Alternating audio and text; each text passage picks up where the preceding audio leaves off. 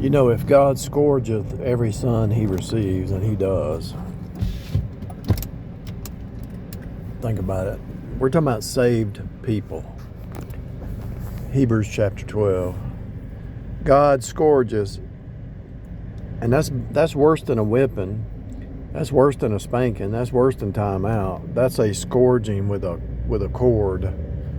If God scourges every son he receives, and that's for saved people, that's to beat the Hades out of saved people, the flesh mind out of saved people. If God scourges every son he receives, and he does, then how wicked are the lost?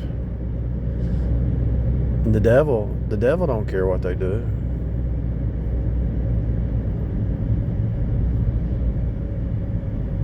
God admonishes his own, but even in the scourging, he knows how much you can handle. He won't put on you more than you can bear. But a lot of times that spanking, if you've never had a spanking, if you never had a scourging, maybe you're a bastard. Maybe you're not his. If you've never had a scourging from God and know it's from God, maybe you're not his. God scourges every son he receives. So he receives you. You put your faith and trust in Jesus, right? So he receives you because of that. So then he has to start cutting out the old Adamic nature. It's just the way it is, people. And most people fight against that. They'll see that, read that.